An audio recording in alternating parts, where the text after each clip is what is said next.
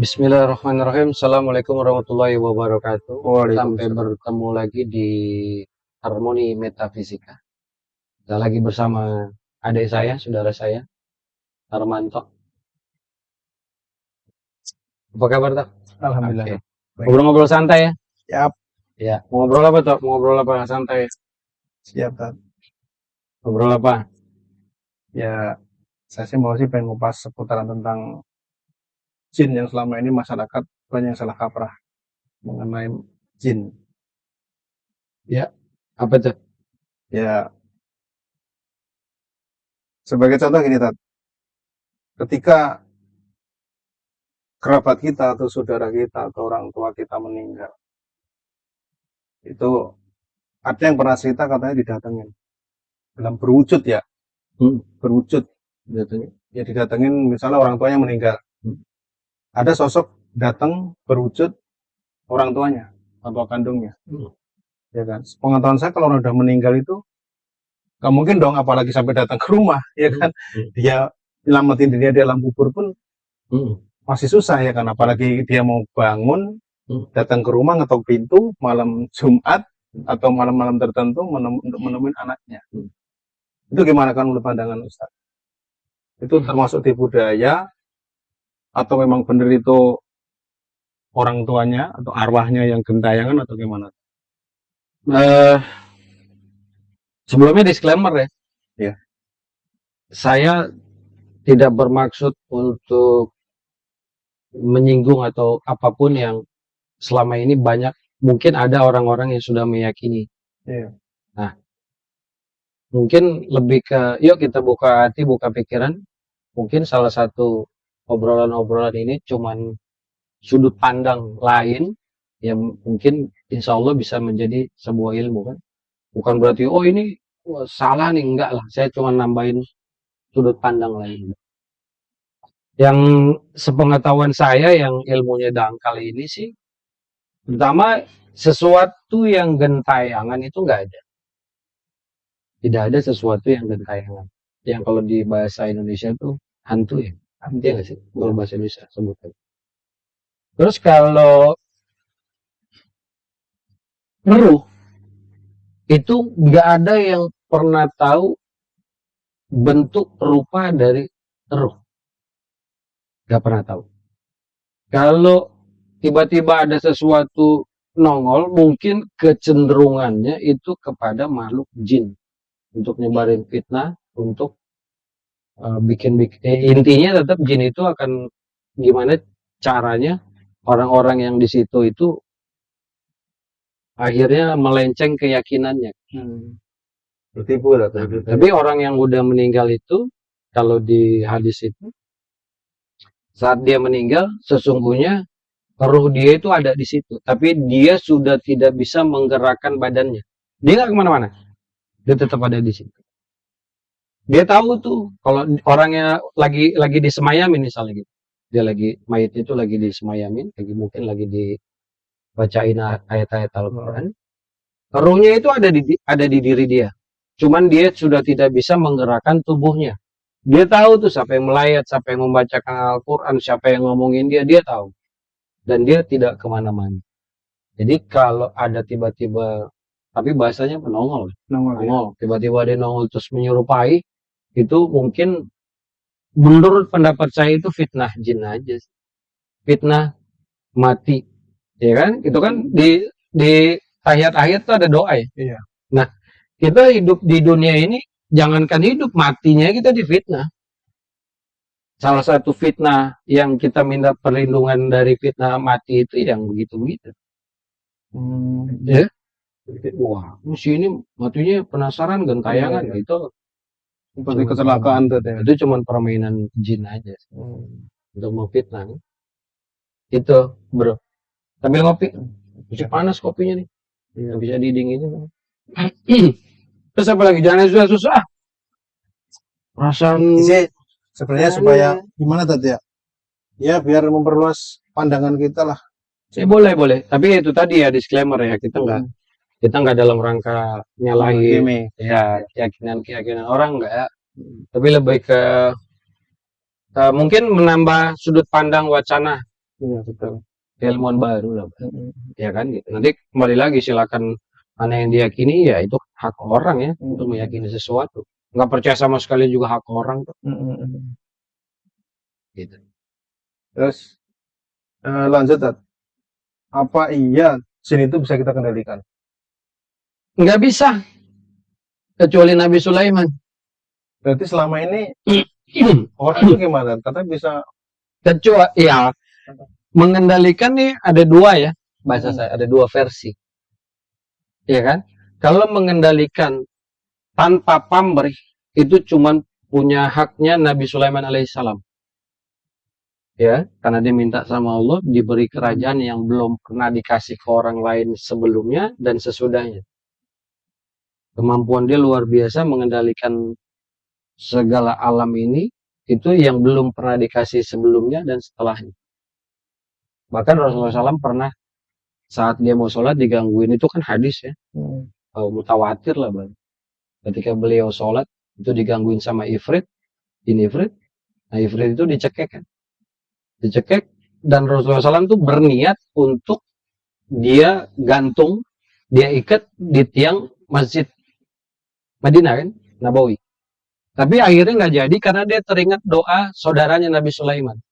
Kalau bahasa gampangnya, bahasa barbarnya dia bilang, seandainya saya tidak ingat doa saudara saya Nabi Sulaiman, dia udah diikat di tiang masjid, udah jadi mainan anak-anak Madinah. Nggak bisa.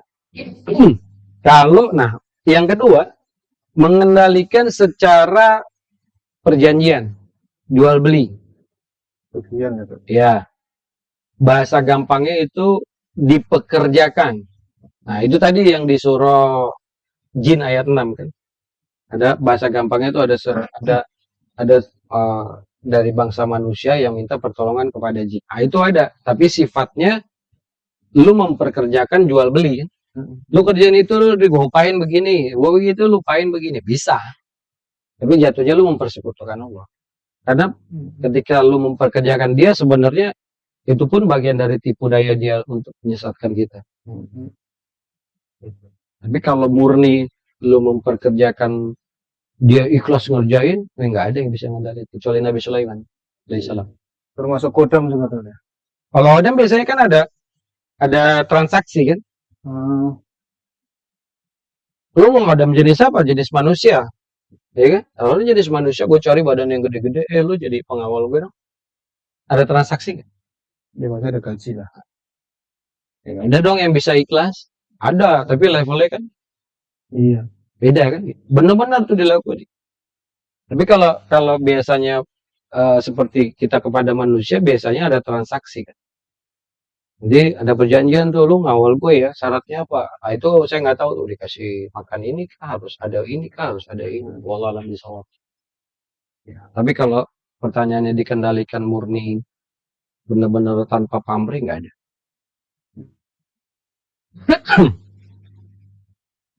Berarti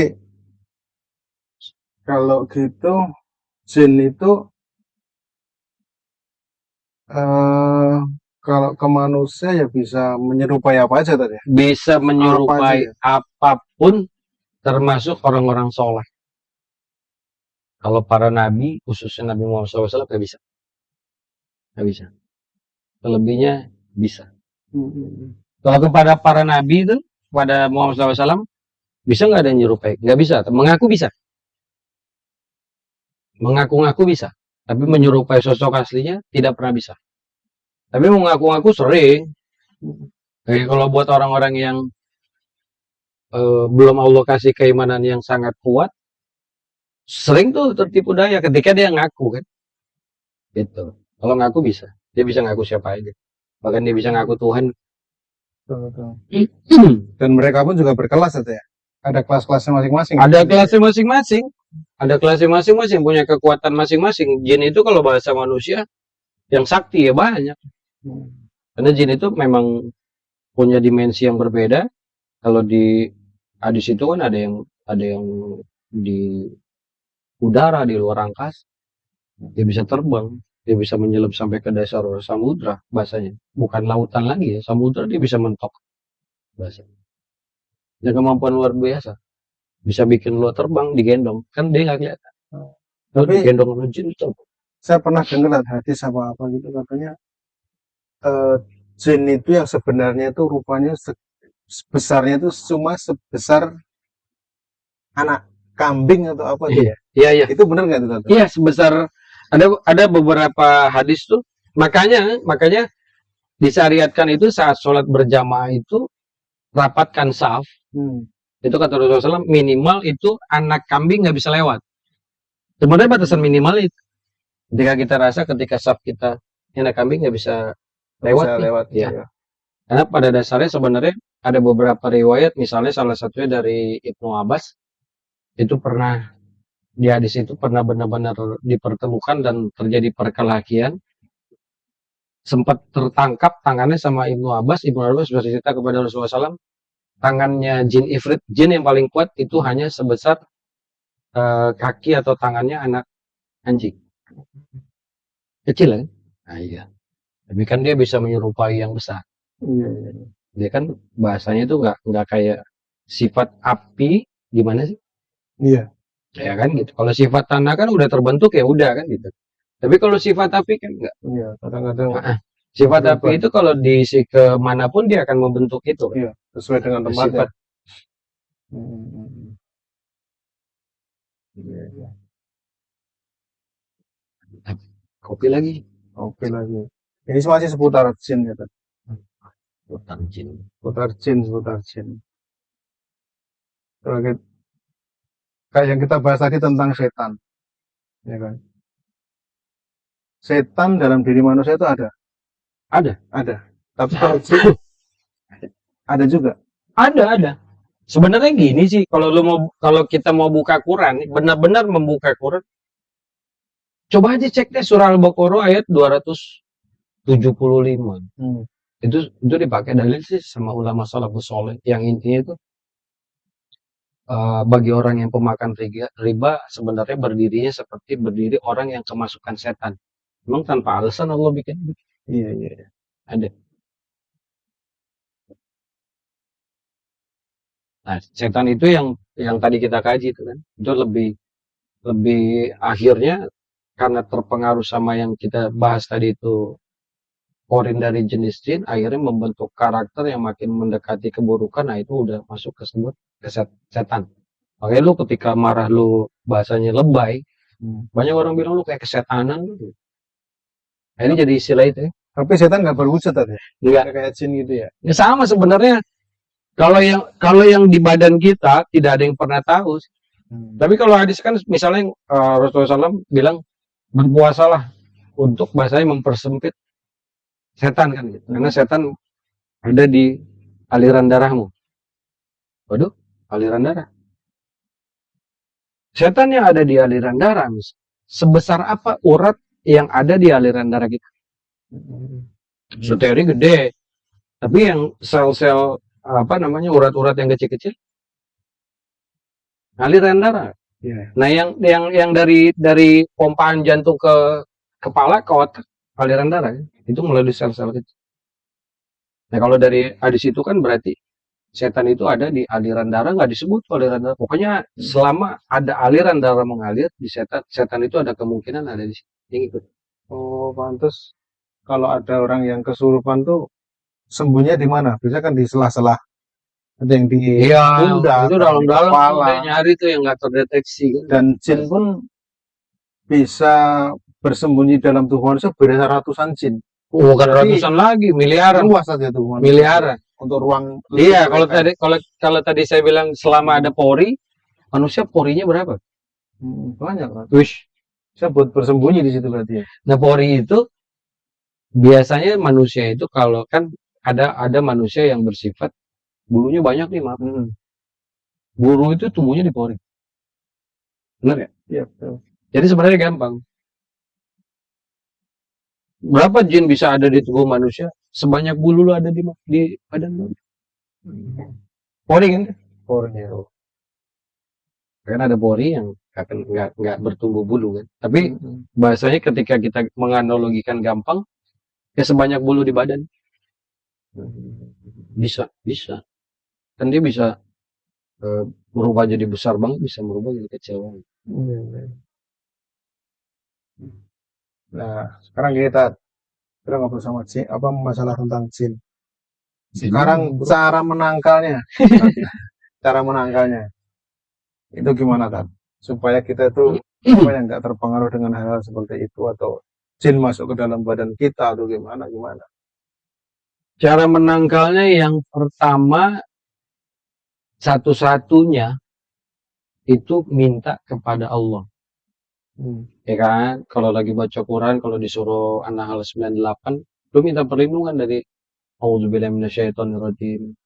Lu minta perlindungan dari apapun yang mengakibatkan lu jadi berbuat buruk, bahasa gitu. Cuman satu, lu minta kepada Allah agar dilindungi dari setan yang terkutuk.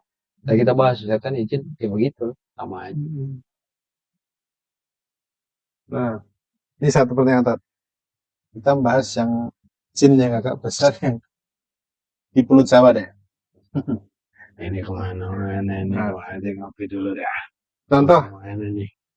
jin gunung, jin hutan. Nah, ini kita jin laut nih Tat nih. Lana jin nggak ada, kita bahas lana jin.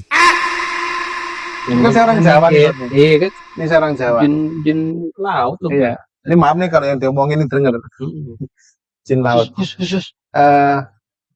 Apakah benar Nyi Lorong gitu ya, bukan Nyi Roro ya, Nyi Lorong ya. Nyi Lorong gitu itu cerita legendarisnya itu sebenarnya dia itu emang dari awal mula jin atau emang dari manusia tuh ya?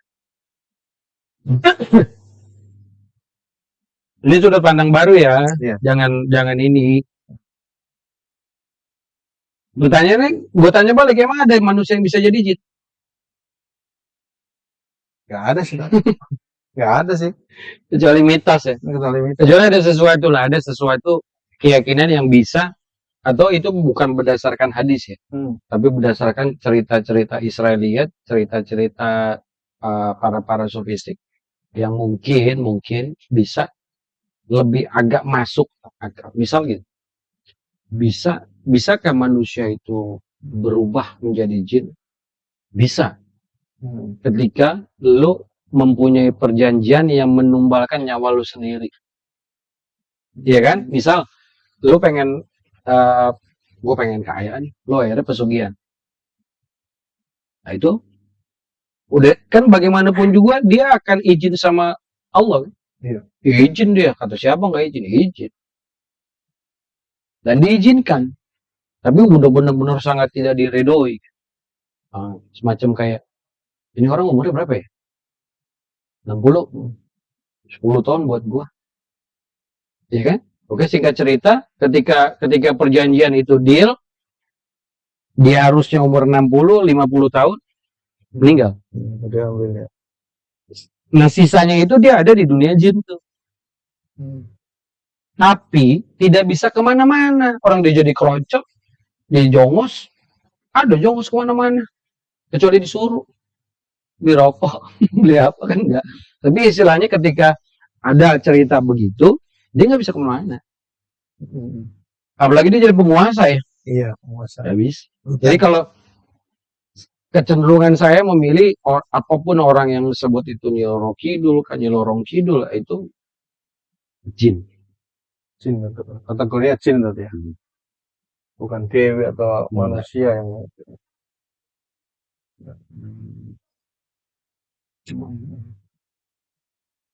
Jadi kalau jin itu, kalau sedikit kan disebut jin. Kalau dia banyak disebut jins. Celana jins ya. Sama itu nih. Udah amat sih, ngopi santai. Saya pernah ngobrol sama temen tentang ilmu kebal, ilmu kanuragan. Kalau di zaman penjajahan gimana? Kata dia gini, kalau di zaman penjajahan nggak masalah, kan itu untuk membela negara. Nah, hukumnya gimana tentu orang yang punya ilmu seperti itu, ilmu kebal, ilmu nggak mempan ditembak, gitu kan? Iya. Itu gimana? Tujuannya untuk berperang, Membela negara. membela negara. Jadi gini, sebenarnya kita compare sesuatu yang lebih besar. Kalau dia beralasan cuma membela negara, Rasulullah SAW mulai dari perang Badar, perang Uhud, ya kan, perang Khandaq, bukan cuma negara yang dia bela, Bang. Agamanya, Allah lebih besar mana? Allah. Dia bela negaranya, dia bela agama. Ya kan? Ada satu perang bahkan dia minta kalau Allah nggak nolong dia, yang ditakutin sama Rasulullah SAW, nanti nanti orang-orang setelahnya nggak ada yang nyembah Allah. Itu doa masyhur kan bahasanya. Itu udah luar biasa. Dan dia nggak minta ilmu kebal. Nggak ada. Kalau ada ilmu kebal, mereka lah orang pertama yang kebal. Nggak ada. Bagaimana kita tahu paman Rasulullah Hamzah meninggalnya? Hatinya dimakan. Jebol dia sama tombak. Nggak ada. Rasulullah di perang Uhud, rontok-rontok giginya. Itu yang dibela agama. Nggak, sampai berdarah-darah kan, Bas. Kalau mau punya ilmu kebal, dia udah minta, nyantai aja. Ngapain takut? Waktu perang Badar kan kita tahu tuh, bahasa gampang itu 300 sama lawan 1000. Ngapain dia takut? Udah punya ilmu kebal, turunnya 10 orang. Anti tombak semua. Iya kan? Selesai. Tapi Itu buat saya itu tetap ilmu yang ditakutin, menyekutukan Allah karena ngerasa ada kekuatan lain yang bisa ngelindungin dia kan. Benar ya? Ketika dia pasang-pasang sesuatu berarti dia meyakini yang dia pasang itu bisa melindungi dia kan. Tapi kembali lagi, lebih baik tinggalin yang gitu-gitu, manusiawi aja lah. Rasulullah aja waktunya berdarah-berdarah. Kalau Musa kebal nggak lari dia. iya. Pada lari tuh. Itu cerita yang bahasa itu banyak lah, cerita para nabi diuber-uber lari kok. Tahu cerita Nabi Yunus? Masuk ke dalam pohon digergaji. Iya. Mati, Pak. Tapi Tiba-tiba lu nabi bukan gitu. Enggak sih, saya lebih baik bahasanya kan. Tidak ada kekuatan lain.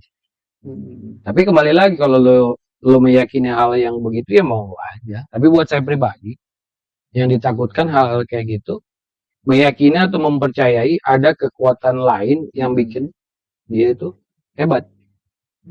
Nah, yang ditakutkan hal-hal kayak gitu, akhirnya dia mempersekutukan Allah. Kan? Itu masuknya bisa jadi nanti dihukum, Allah hukum dia hukumnya musyrik. Kan? Bukan saya mau hukum, tapi Allah bisa jadi masuknya hukum musyrik, mempersekutukan Allah.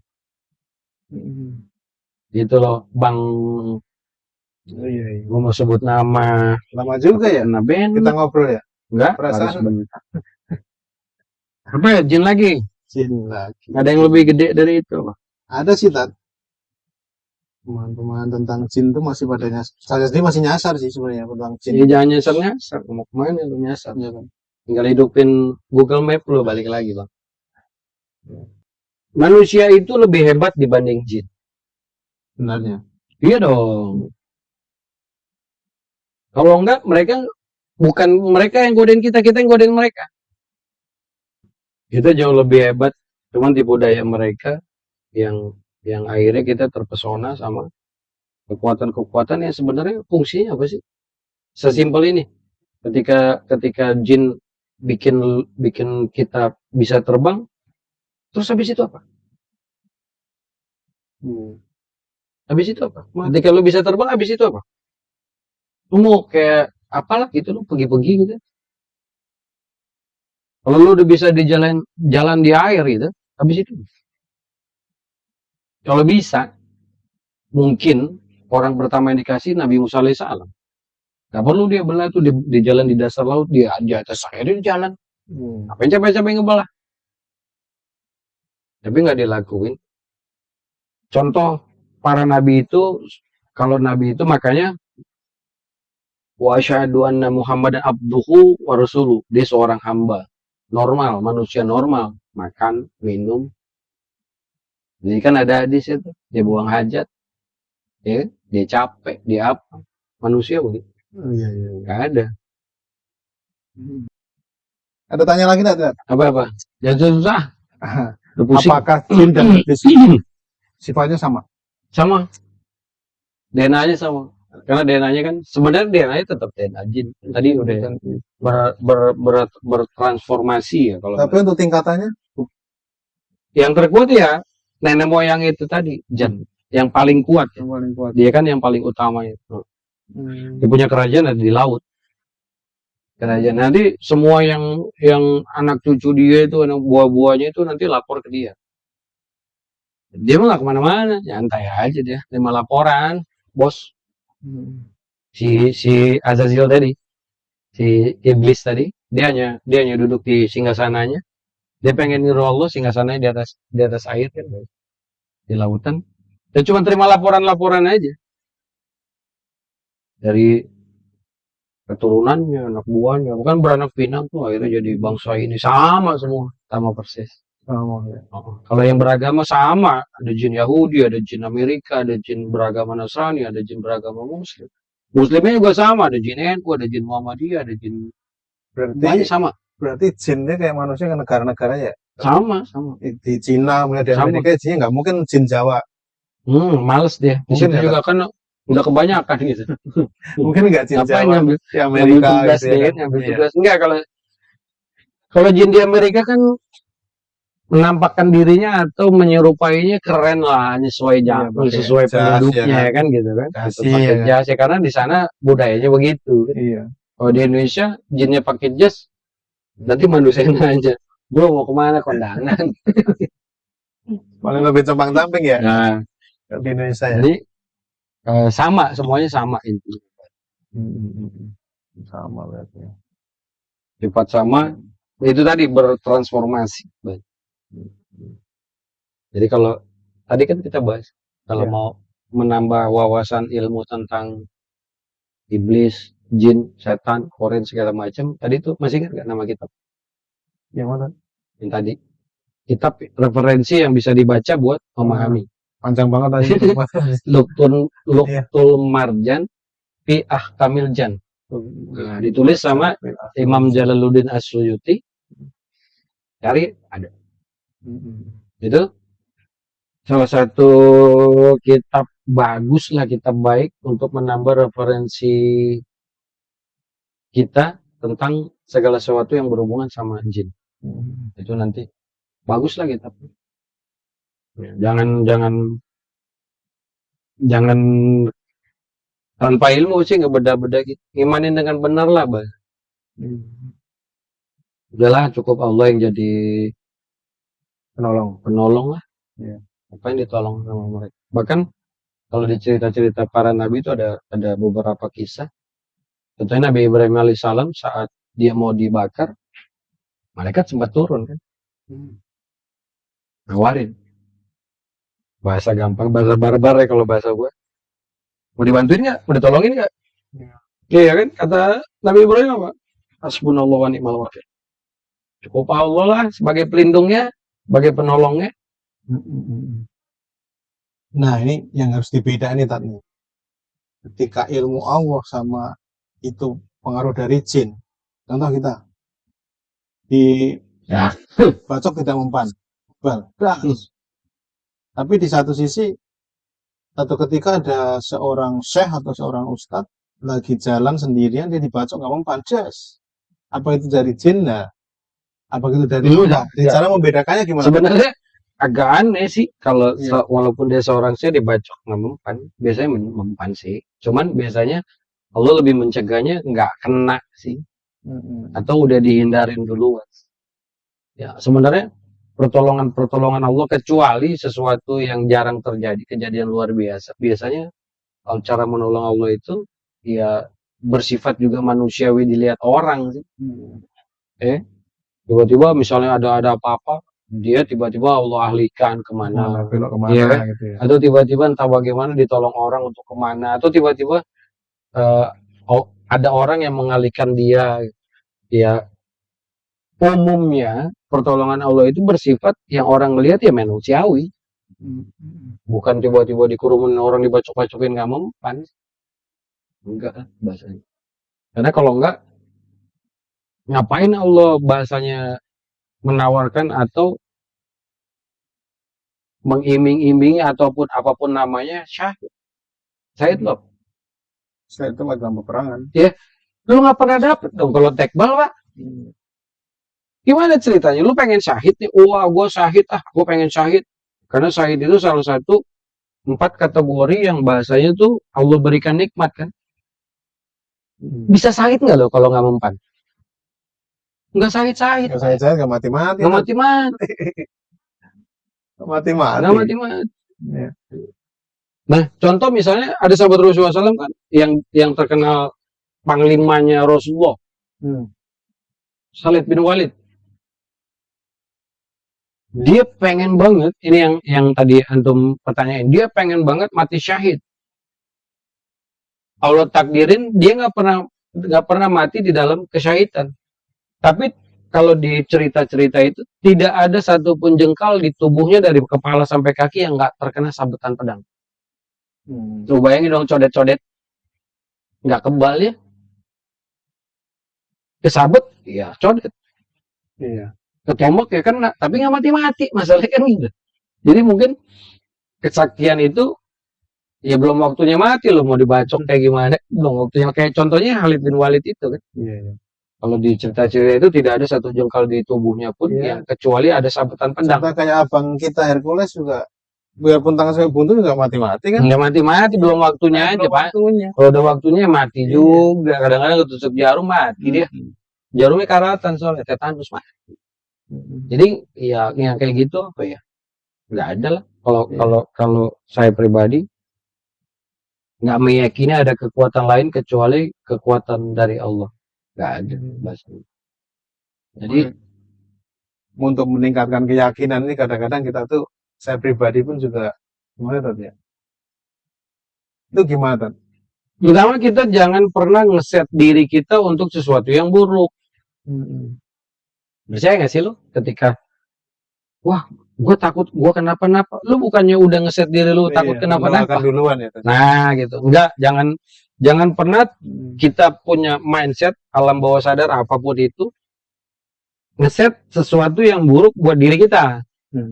Ya kan, misal gue naik motor, saya naik motor, kadang lebih sering 90% perjalanan saya naik motor terkadang tidak memegang duit 1 peser pun, atau cuma 500 perak, 100.000 perak, yang bahasanya itu ya kalau ada apa-apa nggak ini kan. Tapi saya nggak mau berpikiran nanti kalau ada apa-apa kan berarti saya udah ngeset pikiran saya untuk terjadi apa-apa kan. Wah itu jangan, lebih baik bocor ya. Yang kedua, ketika lo yakin sama Allah, maka seandainya pun ada terjadi sesuatu, lo yakin Allah udah tahu cara segala sesuatu yang lo perluin. Ngapain lo mempersiapkan diri untuk sebuah kecelakaan? Kecelakaan itu di set. Itu kan sama ya, agak ngawur nih. Saya orang yang nggak setuju orang mau nikah, dia bikin perjanjian pranikah. Lu nikah belum udah bikin perjanjian kalau cerai. Ngapain nikah? Berarti percaya nggak tertanam di niat lu akan perceraian. Nggak usah nikah. Saya nggak setuju. Silakan duduk kita ngobrol. Kalau itu saya nggak setuju. Ya?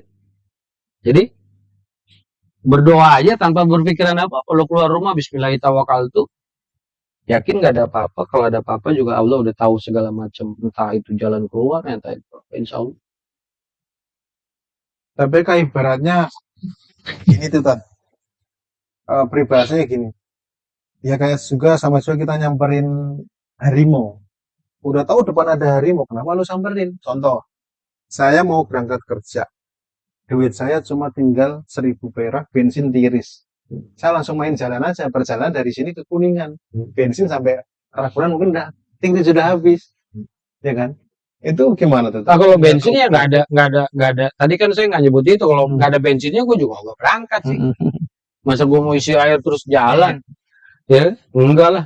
Bahasanya rusak, iya jalan enggak. Iya. Kita bilang ya nyamperin makan. Nah, tapi bahasanya ketika motor ini layak jalan, saya nggak pernah mikir nanti kalau ada apa-apa.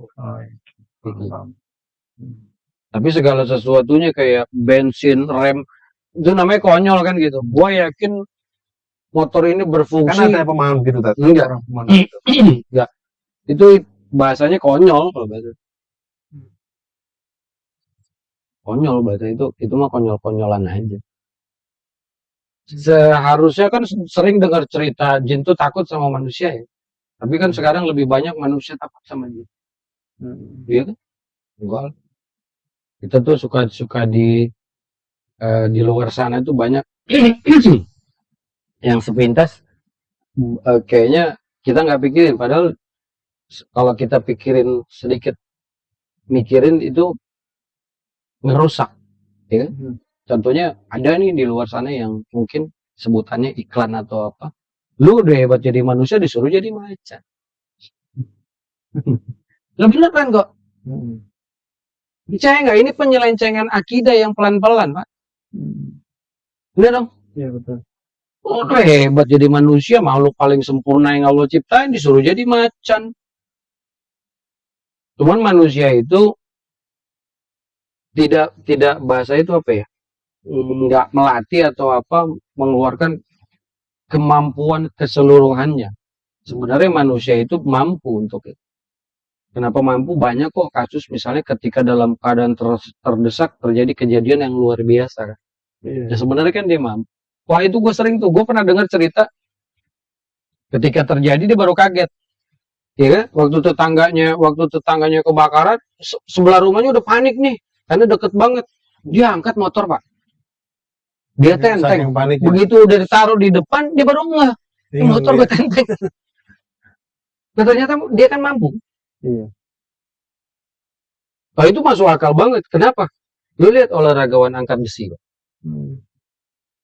Dia mampu mengangkat 4 kali, 5 kali lebih berat dari badannya. Bener? Nah, kalau misalnya lu motor NMAX itu cuma 100 berapa puluh kilo, itu baru 2 kali lipat. Sementara para lifter itu mampu bisa sampai 4 kali dari berat tubuhnya. Berarti bisa kan? Iya. Biasanya itu ada di tentara, pasukan khususnya itu akan dilatih sampai batas kemampuan manusianya. Coba aja ngelatih sampai batas kemampuan manusianya. Bisa ngelakukan rasa takut. Sering-seringnya nongkrong di tempat angker. Misalnya kan gitu. Takut, lawan. Lama-lama baru tuh ketemu ritme, irama, lu paham sampai batas kemampuan lu menahan rasa takut. Kan kadang-kadang kita nggak pernah nyoba itu, ngelawan itu. Baru merinding dikit cabut. Ya kan? Padahal bisa. Manusia itu melakukan sesuatu sampai batas kemampuan maksimal manusianya. Bisa. Manusia luar biasa. Cuman manusia yang bahasanya bisa sampai ini ke langit-langit. Bahasanya. Oke? Oke. Terima kasih Tam penjelasannya. Ya. Nanti lain waktu kita sambung lagi sih, masih banyak pertanyaan sih.